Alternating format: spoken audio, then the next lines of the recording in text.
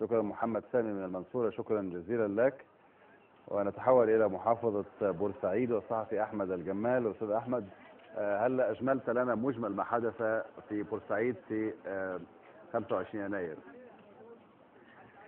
نعم، الآن محيط سجن بورسعيد يتجمع حوله كل ألتراس النادي المصري بجميع روابطه وأهالي المتهمين وعدد من القوى السياسية، ولكنهم أعلنوا أنهم سيتركون محيط سجن بورسعيد في الساعة 8 صباحا بعدما يطمئنوا تماما أن المتهمين لم ينقلوا خارج بورسعيد، وسيتجمعون في شارع محمد علي أمام حديقة السكة الحديث أو حديقة الكرمة في مقهى شهير هناك في شارع محمد علي، وتقاطعني مع محمد فريد لسماع الحكم صباح اليوم في الساعة التاسعة تقريبا.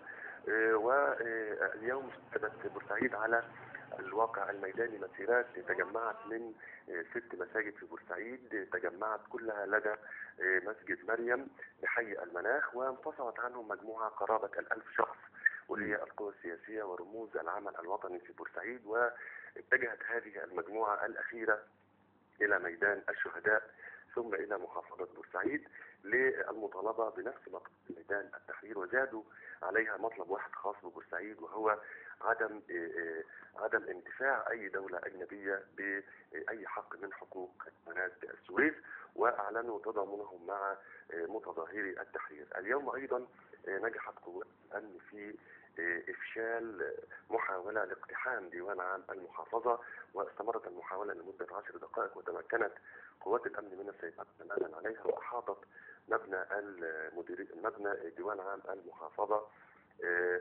تماما. وانصرف المجهولون الذين كانوا يحاولون اقتحام الديوان العام لمحافظة بورسعيد. أصدر أيضا بيان اللواء محسن راضي مدير أمن بورسعيد، وقال أنه لا قوة سياسية ولا مجموعة ثورية حاولت نزع علم مصر واستبداله بعلم بورسعيد.